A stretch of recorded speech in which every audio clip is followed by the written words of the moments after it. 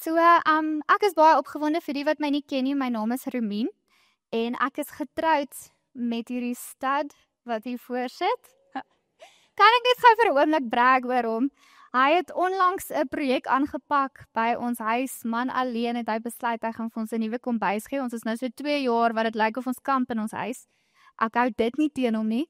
Maar hy het daai projek aangepak en ek moet vir julle sê, hy werk sy olie af, maar dit is wonderlik om dit te sien. So ek wil jou net eer vir wie jy is as 'n man. Ek dink partykeer sien julle hom hier voor as 'n pastoor. Hy is regtig 'n ongelooflike man, 'n ongelooflike pa. So vir my, vir ons kinders, vir hierdie gemeente, hierdie gemeenskap. So ek is baie opgewonde om vanoggend 'n geleentheid te kry om 'n bietjie my hart met julle te deel. En vir die van julle wat die laaste paar week deel was van die reis waarop Lighuis nou is, dis eintlik 'n ongelooflike opwindende tyd in Lighuis se geskiedenis. Ons het aan die begin van hierdie jaar gevoel hoe die Here vir ons sê hy gaan vir ons nuwe bouplanne gee. En toe hy dit vir ons sê, het ons nie regtig 'n cooking clue gehad wat dit beteken nie. Ons het net ons hart begin posture om te sê, Here, ons wil hoor.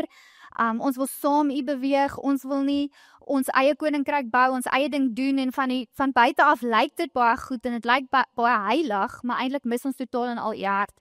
En hy is so getrou in hoe hy inspraak maak en hoe hy dinge bietjie kom omdraai en kom realign. So onlangs het John bietjie gedeel oor die nuwe visie wat Lighuis nou dra, om te sien dat ons 1500 disippels maak. En dis nie 1500 disippels wat hier moet wees nie, maar dat ons invloed sal hê in 1500 mense se lewens, dat hulle waarlik volgelinge van Jesus sal word. Nou ek weet nie of jy nou al gaan dink het aan wat dit sê nie, maar vir my, as iemand vir my sê 1500 disippels, dan dink ek herlewing. Want jy kan nie 1500 mense hê wat Jesus volg, doen wat hy gedoen het, sê wat hy gesê het, en jy sien nie 'n transformasie wat in Goudvelde gebeur nie, op 'n radikale skaal. So ons voel die gewig van dit, ons voel die verantwoordelikheid van dit, maar ons is ongelooflik opgewonde, want as God vir jou iets sê, dan is daar ook die genade om gehoorsaam te wees, om daai woord, soos ons vanoggend gesing het, tot voluit, jy weet, end uit toe te sien. En saam met hierdie nuwe visie het hy vir ons 4 waardes gegee, en die eerste een was teenwoordigheid, so ek wil jou baie sterk aanmoedig, as jy jouself deel sien van hierdie liggaam, dan is hierdie visie nie ons en jy is uitgesluit en dan is jy deel van dit. En ons hart is dat jy sal inkoop en dat jy saam met ons op hierdie reis gaan en saam met ons gaan journey en die vrugte daarvan gaan geniet. So die eerste een was teenwoordigheid en julle is meer as welkom op YouTube bietjie te gaan kyk daarna. En laasweek het John oor die tweede een begin gesels, die tweede waarde wat woord is. En dat Lighuis basies, ons is lief vir die woord, ons standpunte word gevorm deur die woord, ons lewenswyse word gevorm deur die woord. En dis wat hy toe introduce laasweek en hy het toe spesifiek gesels oor die eerste 2 punte. Wat sê dat ons standpunte word bepaal deur die woord. En die tweede een wat sê ons lewenswyse word bepaal deur die woord. En nou vandag gaan ek fokus op ons is lief vir die woord. Nou ek het nou nie vir Bobby nie, Bob het somehow verdwyn, maar die wat lanksaam met ons kom, Bob is 'n pendulum? Yes. En hy's gewoonlik hier en hy's nou vanoggend weg. So gebruik jou verbeelding. Hier's 'n pendulum in my hand. Maar wanneer jy na my luister vanoggend, gaan daar dalk die gevoel wees van die pendulum wat swaai, want die ding is, daar's 2 extreems. So as ons nou laasweek na John geluister het, het hy regtig beklemtoon hoe arm ons is in die woord, dat meeste van ons nie eintlik tyd maak om die woord te lees, of om, jy weet, regtig die hart van die skrif te verstaan nie. Meeste van ons hoor maar tweedehandse kennis, en ons explore dit nie vir onsself nie, en hy beklemtoon hoe dit ons eintlik blootstel vir misleiding, dat die vyand ons kan mislei. En saam het hy ook gesê dat ons die verantwoordelikheid het om nie net verse te vat en te isoleer en jy bou 'n hele standpunt en 'n hele redenasie op daai 1 vers of daai 2 versies, maar jy neem nie die hele reddingsgeskiedenis van hoe God saam met sy mens geloop het in ag nie. Jy neem nie die doel van die boek in ag nie. So hy het regtig gekom en vir ons bietjie begin wakker maak rondom hoe ons met die woord omgaan. Nou wanneer jy luister na daai preek, dan kan daar die temptasie wees om te bob. En om heeltemal onvrymoedig te begin voel as jy na die woord kyk. Want hoe weet of ek reg is? Ek het nie geleer nie, ek het nie studeer nie, ek's nie 'n pastoor nie. Hoe weet ek of ek hierdie goed reg verstaan? En dan aan die ander kant, as jy vandag na my luister, waar ek die liefde vir die woord gaan beklemtoon en eintlik die verhoudingsaspek, kan jy weer aan die ander kant toe swaai en jy kan weer onverantwoordelik raak met die woord en uitlatings maak en uitsprake maak gebaseer op jou persoonlike ervaring, want Romien het mos nou gesê. En dit kan vir jou klink of ons mekaar weerspreek.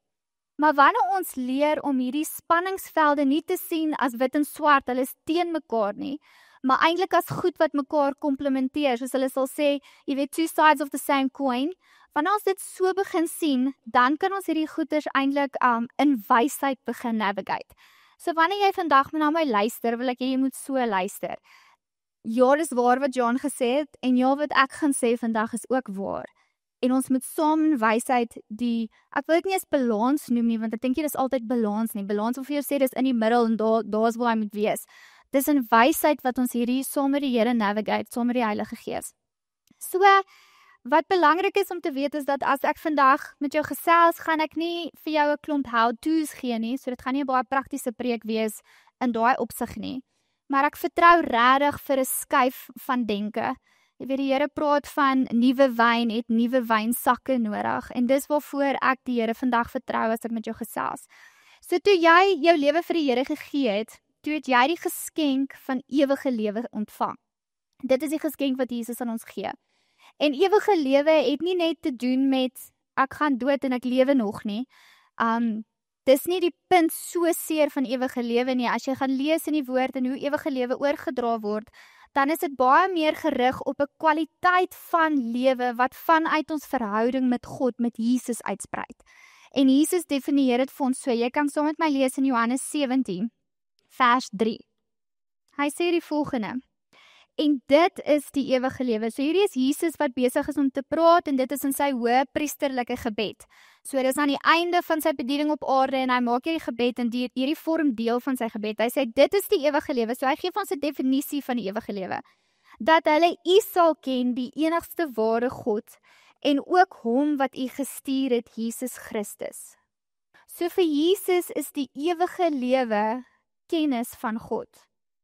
En daai begin nou al. Dit begin nie die dag as ek sterf nie. Daai is 'n geskenk wat vir jou gegee is, wat jy as kind van God nou al toegang toe het. Want hierdie woord ken, as ons gaan kyk na wat dit beteken, dan is dit 'n diep persoonlike kennis van. So dis nie kennis wat jy gekry het omdat jy iemand Instagram stalk het, of omdat iemand anders vir jou kindernuus van iemand vertel het nie. Hierdie is 'n diep persoonlike kennis wat ek gekry het, omdat ek persoonlik in verhouding met hierdie persoon staan. Die Jode gebruik hierdie woord as 'n idioom om in die huwelik te verduidelik 'n intimiteit, fisiese intimiteit tussen 'n man en 'n vrou. Hulle sal sê hy het haar geken. En dis die tipe ken wat God verlang. Nou hierdie is bietjie personal info, maar ek wil graag 'n punt oordra. Toe ek en John getroud was, ons het geen ander gehad voor mekaar nie. Ons was mekaar se enigstes en ons is so getroud. So John ken my liggaam, gees en siel soos wat geen ander man my ken nie. Ek ken vir John liggaam, gees en siel soos wat geen ander vrou hom ken nie. Ons verhouding is totaal en al uniek. Hallo. Ek hoor die skrif word vir ons gelees. Thank you. So, daai is belangrik, want daai is die tipe ken waarvan Jesus praat. Dat jy hom intiem en uniek sal ken, want jy is uniek. Ek het 'n klomp ander verhoudings met 'n klomp ander mans. Jean het 'n klomp verhoudings, verskillende relational ties met ander vrouens, maar ons geen ander verhouding wat dieselfde sal wees as die een wat hy met my het nie. En dis wat God sê, ek gee vir jou die ewige lewe, en hierdie is die geskenk van daai ewige lewe, is dat jy my so kan ken. En dit kan nou al gebeur, dat jy hom persoonlik en intiem kan ken. En dis hoekom die woord vir ons iets is wat ons lief het. Nou, ek het my persoonlike Bybel saamgebring, as 'n illustrasie. So, die woord is kosbaar, hoekom? Want dit is 'n geskenk wat van 'n God wat wie geken wil wees, en homself toelaat om geken te word deur sy skepping, né? Skepping wat eintlik nie waarde het in vergelyking met hom nie. Hy gee vir ons die woord as 'n geskenk om hom te ken. En daarom is die woord primêr relational. Dis uit die hart gebore van 'n God wat geken wil wees. En hy het gesê, ek gee hierdie geskenk aan my mense, die wat kies om in my te glo, want ek wil deur hulle geken word.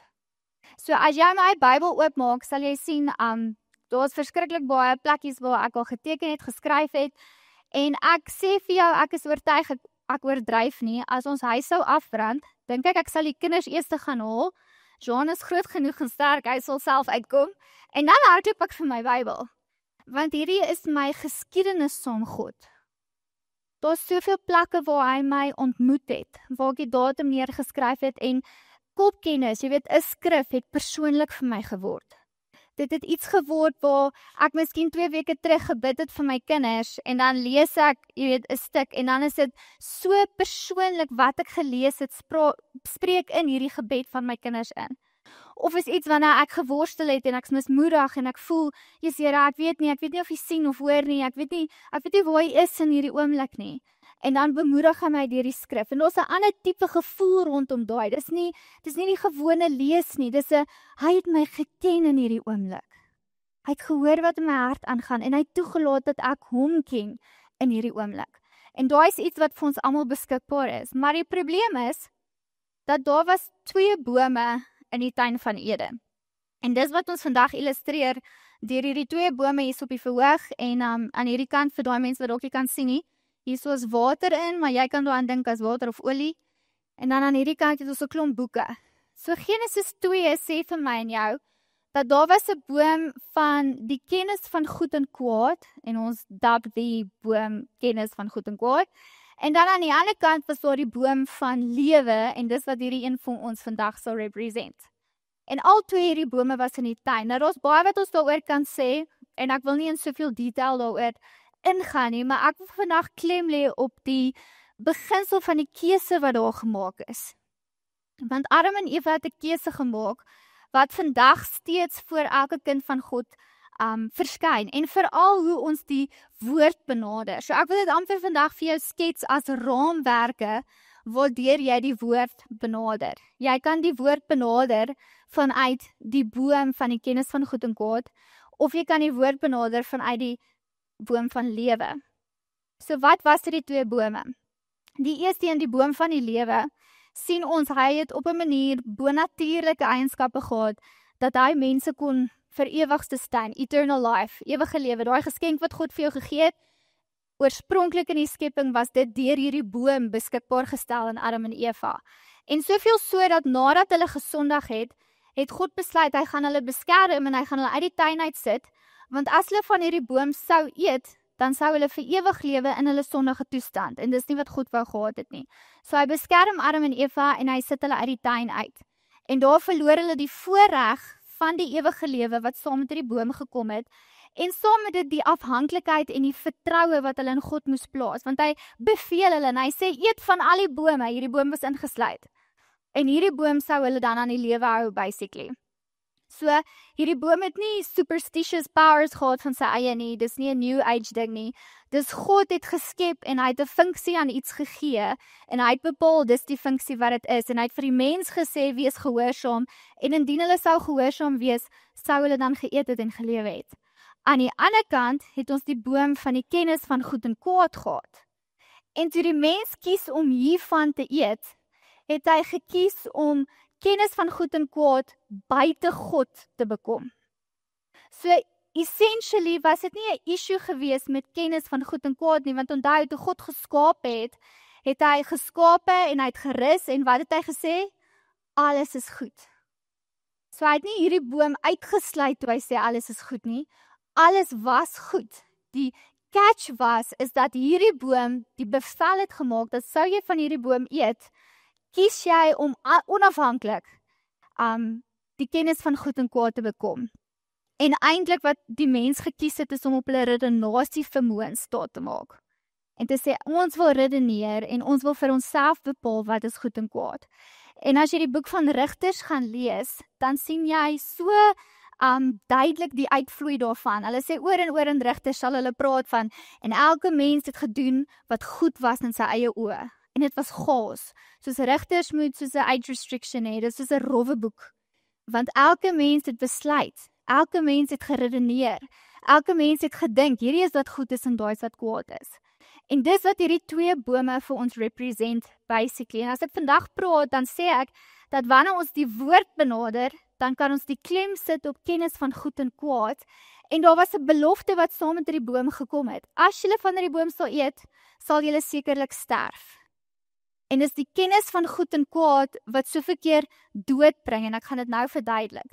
En aan die ander kant, as ons van hierdie boom sou eet, wanneer ons die woord benader, dan kom daar lewe. En dis wat ons moet besef. So al twee bome is daar, en ek en jy het daaglikse keuse hoe ons gaan lewe. Gaan ons staat maak op ons eie redenasies, ons eie vermoëns, of gaan ons God vertrou? Want die boom van die kennis van goed en kwaad, stel ek voor, is eintlik deel van die boom van lewe. So God het hom daar een kant gesit en hy het vir die mens gesê, jy kan hierdie ding pursue apart from me, of jy kan dit pursue within me, want dis nie dat God teen kennis is of wysheid is nie. As jy die boek van Spreuke lees, dis all about wisdom, it's all about knowledge, maar wat is die uitsondering wat Spreuke maak? Hy praat die hele tyd van wysheid begin by die vrees van God. Dis wat hy sê. So, ek wil amper sê, asof daai boom ingesluk kon wees in hierdie boom, en wanneer ek na hierdie boom toe gaan, die boom van die lewe, dan kry ek kennis van goed en kwaad, maar dit is in afhanklikheid en onder die natuur van die persoon van Jesus.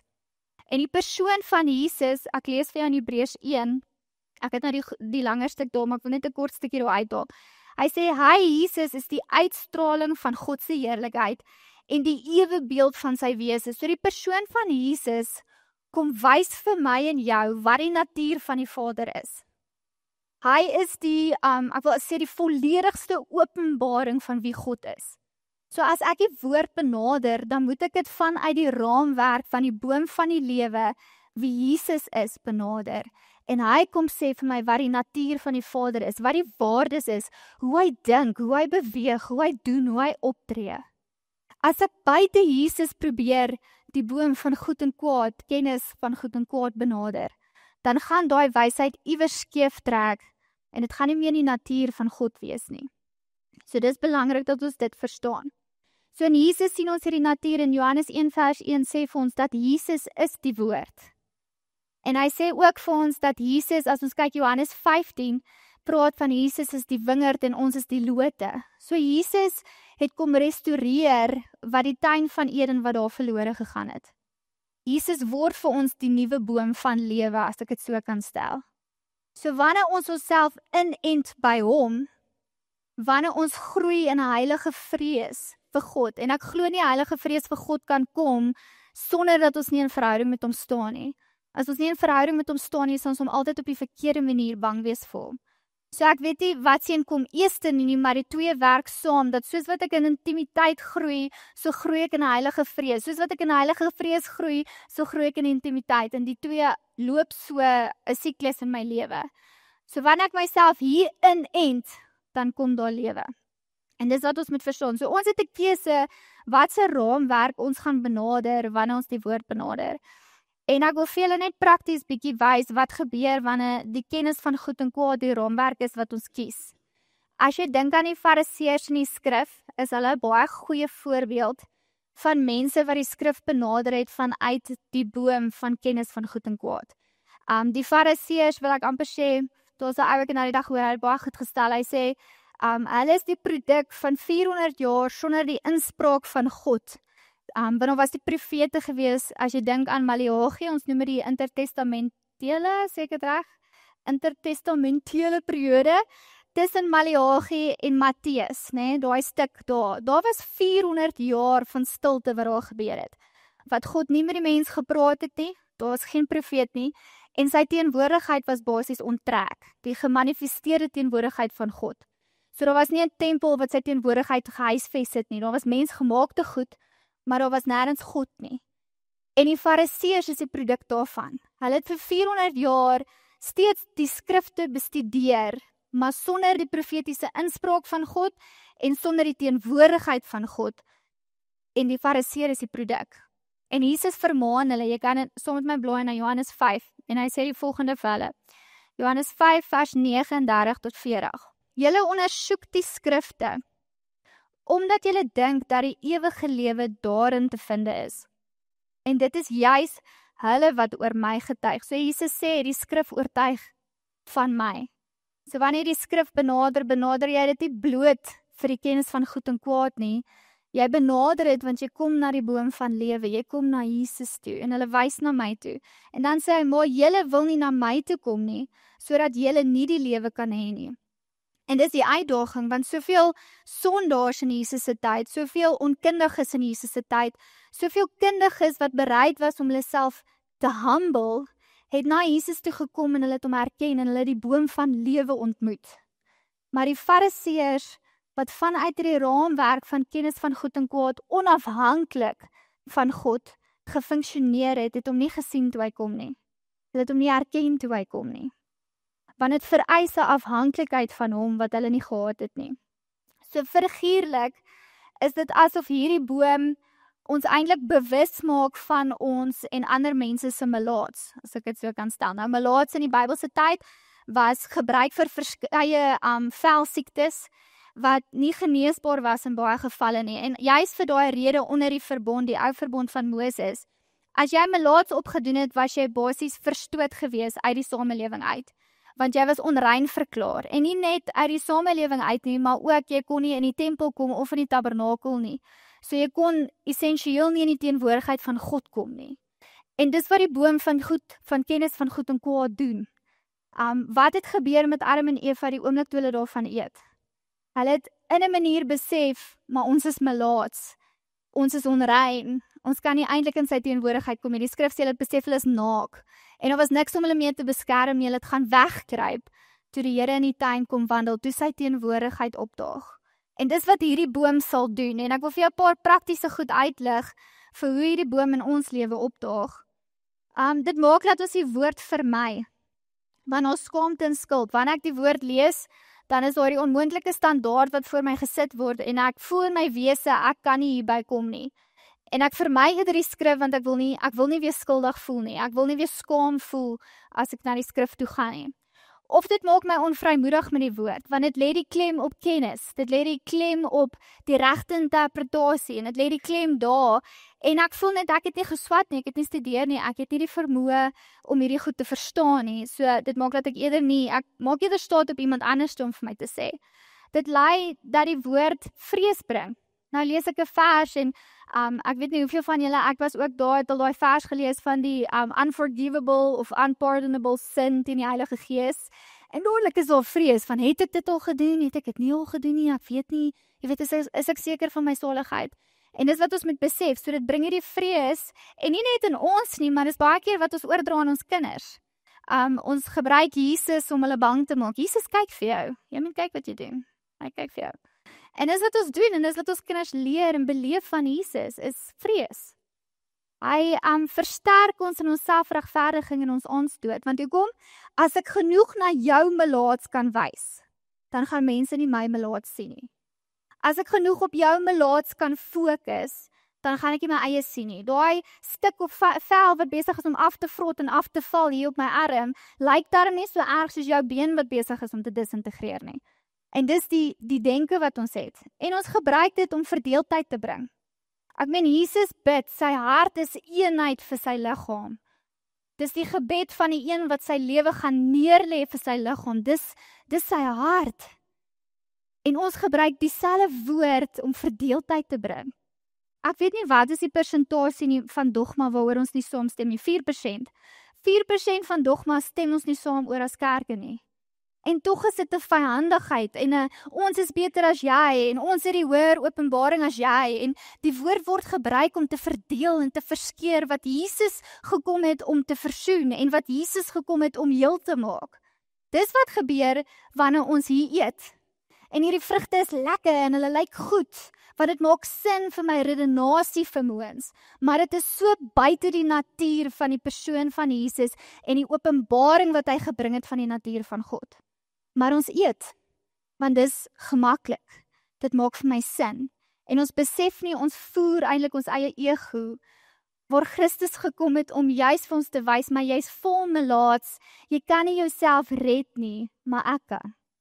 En dis wat moet gebeur, dan moet 'n shift plaasvind in ons, dat ons van hierdie boom af skuif na daai boom toe. En ek sê dit nie vanoggend as iemand wat dit reg kry om altyd daar te eet nie. My persoonlikheidstipe is by nature ingestel op reg en verkeerd, swart en wit.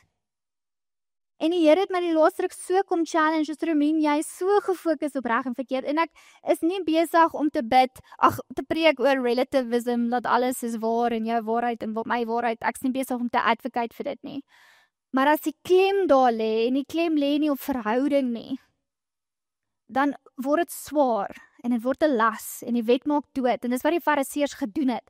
Hulle het soveel wette bygeskryf wat logies sin gemaak het, maar dit het die mense swaar gemaak. En dis hoekom Jesus sê, kom na my toe, julle wat swaar en belas is, want ek sal vir julle rus gee. Hy het met mense gepraat wat onder die wet, onder die juk van die wet geplaas was, as gevolg van hierdie boom. So die boom van lewe. En dis wat ons ultimately wil, en ek dink dis die verskil, daar eet jy vrug, en jy is môre weer honger, hier eent jy jouself in. Jy eent jouself in, is wat Johannes 15 sê, by die boom van lewe, by Jesus Christus. En wanneer ek die woord benader dan benader ek dit in afhanklikheid van die Heilige Gees. En vir my so 'n mooi voorbeeld, en hierdie is iets wat ek wil nie 'n uitlating daarop maak nie, is iets wat ek persoonlik net toe ek die woord lees, toe staan dit vir my uit. Maar as jy gaan kyk na Exodus, toe die verbond gegee is, wat gebeur kort daarna? 3000 mense sterf, want hulle het nie die verbond onderhou nie.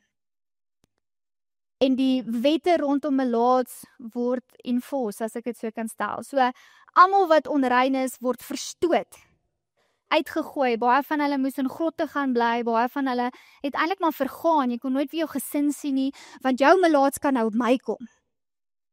Dis die ou verbond. Maar ek wil vir julle hierso iets lees wat vir my uitgestaan het, want in die nuwer verbond, en ek wil amper sê Jesus, toe hy die bergreeks doen, want die ou verbond is op 'n berg gegee, berg Sinai, en Jesus doen die bergrede, die bergreeks preek, op 'n berg. En hy stel eintlik ewen 'n hoër standaard as wat die wet gedoen het. Want hierso op hierdie berg sê hy, onder Moses, het julle gehoor, julle mag nie doodmaak nie, maar ek sê vir julle mag nie haat nie. En hy sê, onder Moses het julle gehoor, julle mag nie egbreek pleeg nie, maar ek sê vir julle, jy mag nie eens met welles kyk na 'n vrou nie, dan jy klaar egbreek gepleeg. So dis op hierdie berg, raise hy die standards, soos even onmoontlik hoog. Maar hoor wat gebeur toe Jesus afkom. So Moses het afgekom, en mense sterf, mense word verstoot.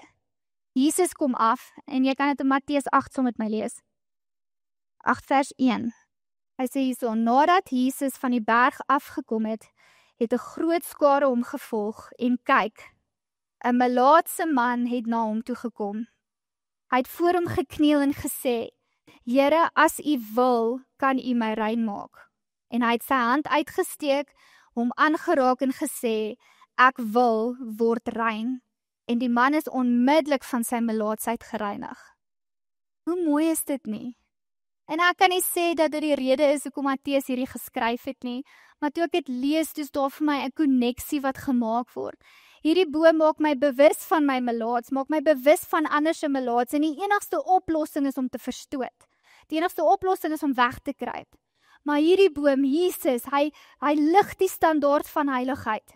Hy stel hom ewen hoër, maar toe ek na hom toe kom en vra, Here, as u wil, kan u my rein maak, toe sê hy, ek wil. En hy maak rein. En dis wat hierdie boom doen, dat wanneer ek die woord uit hierdie lens uit lees, dan is dit soos water wat my was. Dis soos olie wat my gesond maak. Dan kan ek nie lief wees vir die woord, nie lewe is vir die woord nie. Want die woord is 'n persoon, dis nie ink op blaaie nie, dis 'n persoon, dis ontmoetings met hom, dis belewenis met hom. En dis die verskil wat gebeur wanneer ek dit so benader.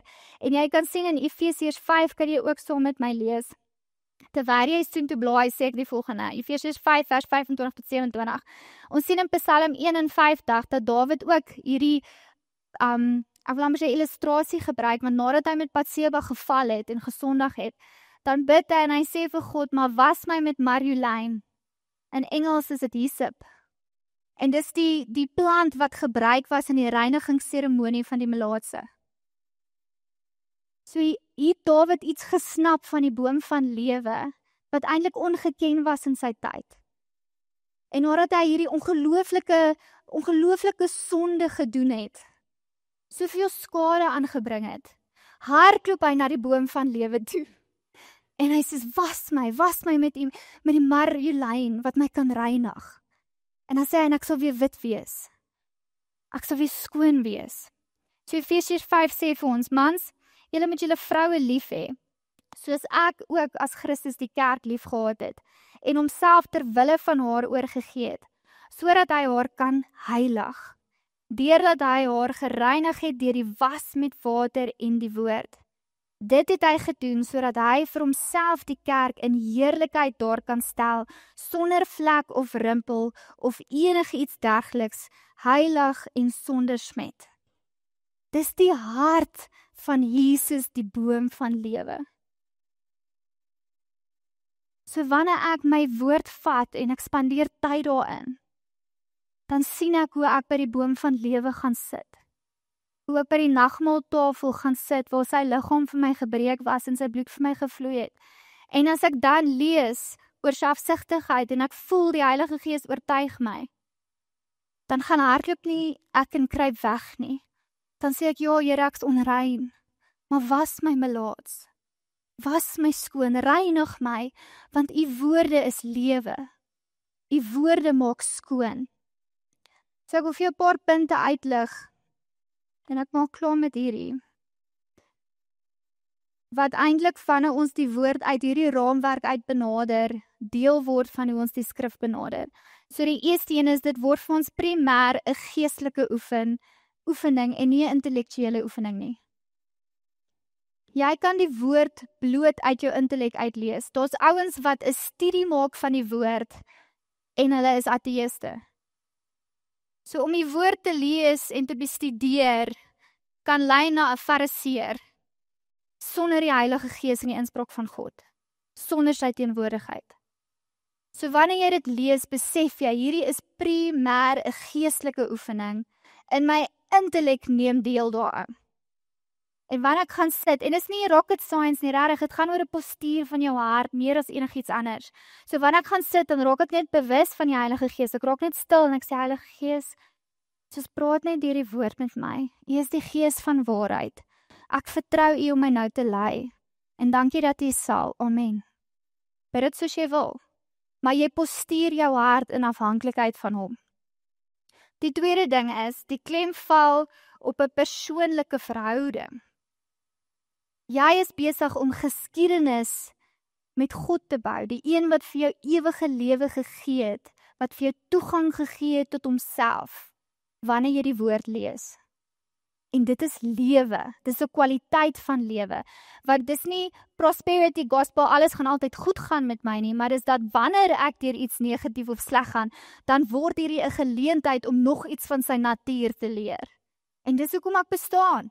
Ek bestaan om hom te ken en om deur hom geken te word. So wanneer ek deur iets gaan wat al my wiele afval, dan word dit 'n geleentheid om nog iets van hom te leer, om te sien hoe hy in hierdie situasie kies om vir my op te daag. Nie om te voorspel hoe hy moet dit doen nie. Voorspelling is die boom van kennis van goed en kwaad, want dis hoe ek dit sou doen. Dis my redenasie. Ek sou dit so oplos. Ek sou so opdaag. Die boom van lewe is God daag op soos wat U weet om op te daag. Daag op in U wysheid, U alomteenwoordigheid, U goedheid, U liefde, U Vaderhart. Daag so vir my op. Jesus, daag vir my op. Heilige Gees, daag vir my op. Die derde ene is, ek lees dan met 'n oog op gehoorsaamheid. So ek lees nie en voel hierdie is 'n onmoontlike standaard, ek kan nie daarby uitkom nie. Ek lees en ek sê, Heilige Gees, help my. Hierdie stuk het nou so met my gepraat oor respek vir my medemens. Heilige Gees, help my, dit kom nie natuurlik nie. So ek gaan kruip nie weg in my melaats nie. Ek kom en ek sê, was my, reinig my, maak my skoon, want ek wil vir U 'n vlekkelose bruid wees. So die oog is op gehoorsaamheid. En my gehoorsaamheid, jy weet, jy kan die Bybel lees en jou versie stuur, hoor jy, ek het hierdie versie vanoggend gelees, en dit het my so laat dink aan my man. Hê die kerk lief soos wat Christus die bruid lief gehad. Hê jou vrou lief, John. John, hê jou vrou lief. Of jou kinders, jy plak die versies vir hom oral te sien en jy hoop hulle lees net daai en wees gehoorsaam aan jou ouers. Nee, jy lees dit want dit is 'n persoonlike verhouding. Die klem val op wat sê u vir my? Wat sê u vir my verhoudings met mense? Hoe moet ek aanpas? Hoe moet ek groei? Wys my melaats. Ek wil nie die wêreld se melaats sien nie. Daar is genoeg hier op my eie lyf. Wys my, laat ek geskoon kom. En dan die laaste een is, jy lees met 'n verwagting en geloof dat hy jou gaan ontmoet. Niks van jou melaats skrik hom af nie. Niks van jou melaats skrik hom af nie. Hy wil jou in jou melaats ontmoet en hy wil jou reinig. En hy kan ook. En dis wat die ou vir ons sê, hy hardloop na Jesus toe Jesus van die berg afkom. En hy sê, Here, ek weet u kan, maar wil u? Is daar nie baie keer ons uitdaging ook nie? Ek weet u kan, maar wil u? En Jesus openbaar iets van die Vader se hart in hierdie oomblik. En hy sê, ek wil. En waar almal hierdie ou verstoot, almal hom verwerp, steek hy sy hand uit en hy raak hom aan. En hy sê, wees rein. En die man is rein. Jesus wil, hy wil jou melaats genees. So dis die keuse wat voor ons staan. En ek beloof jou, as jy vanuit hierdie boom die woord gaan begin benader, dan gaan daar vir jou soveel lewe uit die woord uitkom, dat jy gaan sit en stukke lees, of verstaan jy niks nie, jy souk net in dit, want jy weet in jou hart, hierdie is die woorde van my geliefde. Sy hart en sy motief teenoor my is net goed. Hy wil my nie belas nie, hy wil my nie straf nie, hy wil nie 'n juk op my plaas wat ek nie kan dra nie. Sy hart is om my te reinig, sy hart is om my te vernuwe. Sy hart is om my toe te laat om hom te ken. Dis nie net vir die pastoor nie, dis nie net vir die heilige nie. Jesus het gesterf vir elke een en ewige lewe gegee en gesê, jy kan my persoonlik ken. Jy kan my intiem ken.